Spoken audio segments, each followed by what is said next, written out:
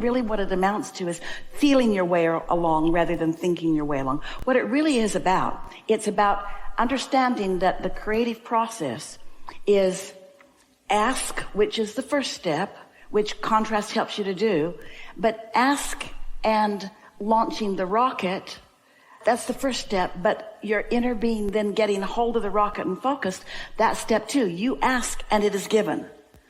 Step 1, step 2. But then step 3 is you stop observing, which holds you in the asking. You can't ask and allow at the same time. So this whole conversation today is an in-depth master course in understanding the difference between step 1, step 2, step 3, which you've been talking about for a long, long time, but you haven't been feeling your way there because you are step 1ers.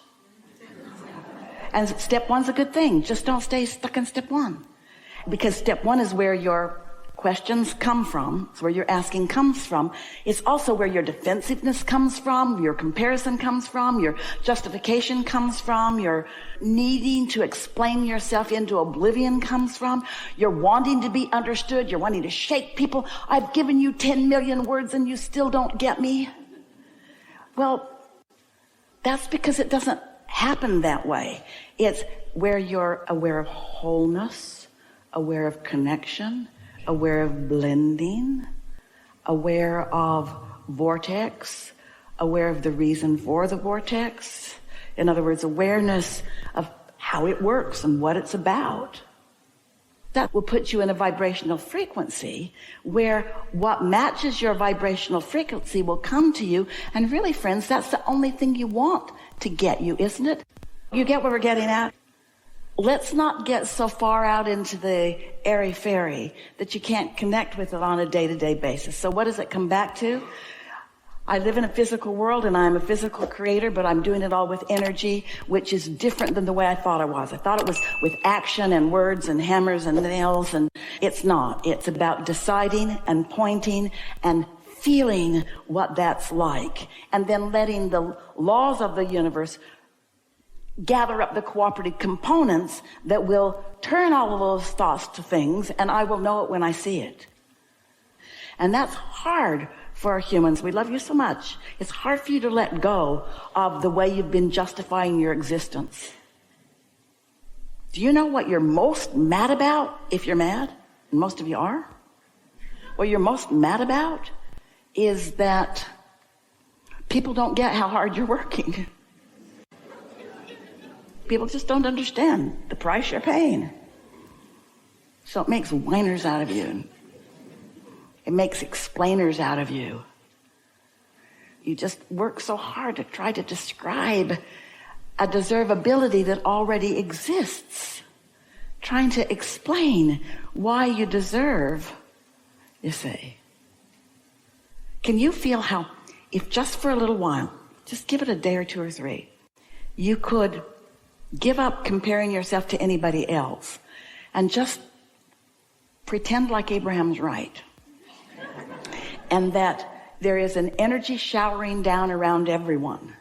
And that everyone gets to receive it and utilize it in whatever way they are choosing. And that what most people are mad about is that they are not pointing the energy toward what they really care about because they didn't know that's how it worked. Most people are pointing most of their attention toward problems and protests and things that they don't want. And so there's this feeling within them of unfulfillment that would go away in a moment if you could just stop comparing yourself to anybody else, feel the energy raining down, and then you just awareness it into what you want. Somebody said to Esther, "What do you do?" And Esther said, "I'm a pointer." They said, "Oh." And Esther thought, that was easier than I thought it was going to be. A pointer. They didn't say, "What do you mean?" They had no idea. They just thought she was a crazy person. But if they had asked, she would have said, "I just point, and I don't explain very much anymore. I don't defend. At least I'm wanting to do less and less of that. I'm a pointer." And the cooperative universe says, "Okay, where do you want it and when do you want it? What do you want and where do you want it and when do you want it?" If you don't know the answers to those things, then just think about why you want it. Why do you want it? I want it because it would be fun. That's a big enough reason. Well, what is it that you want? Well, I'm not clear about that. Then just keep thinking about why. I want to have fun. I want to be clear. I want to feel good. I want to be excited about life. These are the whys. Well, what exactly is it that you want? Well, if you're not clear, then don't try to explain it. Don't just make stuff up. It gets in the way. Just keep talking about why you want it, why you want it. And pretty soon, you'll be able to describe more clearly what it is you want. Fun people to play with. Great places to go. Good food to eat. Lovely things to look at. New ideas popping into my mind. An eagerness for life. Cooperative components coming to me. Me picking things out of their mind and them picking things out of my mind, so much so that we know that without it being both of us, there could not have been that engagement that created that thing before. If you are deliberate about feeling good before you engage, then they can't call anything from you that isn't active. So they always benefit. So it's like being deliberate about your awareness of wonderfulness. Then they can't get anything less than wonderfulness from you because it just isn't active in the moment, so therefore it doesn't exist for them to pick up on.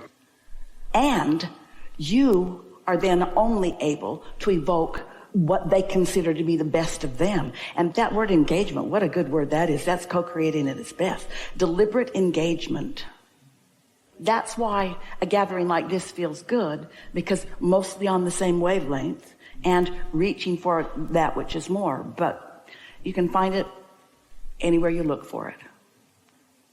Co-creating at its very best. More. So now, why and what have become more clear. Who? Why do you want it? Why do you want it? What is it that you want? Engagement. Engagement with what? Things that match what I'm offering vibrationally. What are you offering vibrationally? Only things that feel good. Why? Because I like to feel good.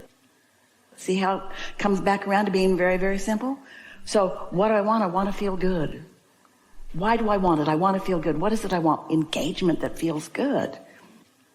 Who do I want it with? I don't know. I think the law of attraction should figure that out, because the law of attraction, my inner being, everybody knows it's in my vortex. All the details are in there. What I really like, what rings my bells, what makes me laugh, what makes me have fun, what interests me, it is already known. I don't have to explain it. That's observing too much. That's too much in the observing part of it. I'm going to awareness it in. I'm going to sniff it out. I'm going to feel myself. And then all of a sudden, in a day or two or today or right away, it doesn't matter how far, it might be on the television, it might come into your phone, some way, somehow, something that will come to you that is engagement that feels so great. And you say, there, that's it. That's it. That's it. That's it. That's it. That's just what I was talking about. That's it. That's it. Connect those dots. Revel in that. Feel it. Don't try to explain it to people that could care less. Don't try to make people understand your weirdness. You're too far out there. You are way too far out there. They're not going to get you. They're going to worry about you. You're not supposed to know about energy. You're not supposed to be the master of the universe. You're supposed to struggle and point your canoe upstream and explain stuff to people. That's what most of them want from you. Be more humble and afraid. Be very afraid.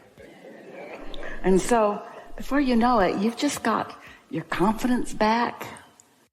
You've got your zest for life back. And when you click into that, and you have been clicking in there in various degrees all this time that we've been together, haven't you? And now what's going to happen is, just because of this resonance that you've been feeling as we have been engaging together, and don't one of you for 1 minute exclude yourself from the engagement, because you are 100% of you engaged. You're engaged here. This is something that we are co-creating together. You're in on this, which means you're going to have some obvious dots to connect pretty soon. And when they come, no matter what they are, don't try to explain it to others.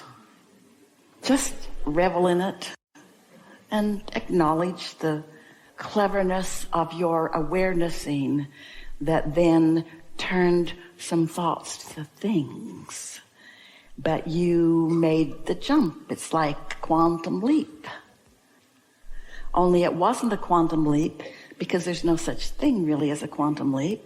Because if it doesn't connect, it doesn't connect. And so you got some stuff there. There aren't enough words to quite put it there, but interestingly, you got it even though there aren't enough words to put it there. Did you feel that you got it? You have a greater awareness. We know you do. You have to. We felt it happen within the room. We felt you shift. You have a greater awareness of your power right now than you did before. And of the perfection of the law of attraction, which is inherent in every physics law, in every mathematical equation. It's inherent in everything that is biological, everything that is everything. This vibrational matching is what it's all about. And so when you really get the notion that you are an extension of source energy who has awareness of you, awareness, not just awareness of who you were before you came into this body, but who you are because you've been in this body and what you've asked for since. Awareness of that vibrational expansion of you, who understands you so completely and isn't at odds with where you are, just understands where you are in relationship with what you're becoming. Talk about ease. That's ease. That's the ease that you're looking for. That realization that I'm okay where I am, and it's even logical that I am here, and having lived what I've lived has caused this to all happen, and now nothing less than that will do. That's why you feel impatient. But if you think you're going to make it happen through determination or demands of others, that's a hard way to go about it, and it produces paltry, puny results. But when you master your alignment with this energy that creates worlds, and you become this worthy feeling pointer that is called by the love that is truly who you are, then no matter what the situation is, you cannot get it wrong. You can't miss it. Sometimes people worry as they listen to us, Abraham, you teach selfishness. We sure do. Because you only have the perspective of self. Abraham, you teach a sort of invincibility. Shouldn't we be more humble? Invincibility is who you are. You didn't say, I'll go and let earth beat me up and then I'll croak and then I'll go do it again. And if I get beaten up enough, I'll know what to avoid. You said, I'll go and I'll choose, because you knew your power of choice and the thrill of focusing, in the thrill of engaging with this source energy. You aren't making your way to enlightenment. You are enlightenment. You're not making your way to worthiness. You are worthy. You're not proving yourself to someone who is good while you're not. You are that goodness, you see. And the rub is, everybody else is too. And sometimes humans' comparative minds don't want to match that quite up like that. Awarenessing. I heard this, but I felt it. I felt some control on me that I've never felt before and that I don't prefer. Think of your relationship with your inner being, how your inner being is with you. Your inner being doesn't pity you or make up ground for you or focus with you in the problem. Your inner being stays solution-oriented and wanted-oriented and focused toward where you are asking to be. And so you learn, once you get the hang of this and you want to feel good, you figure it out that going with the flow of what feels good is empowerment. Yeah.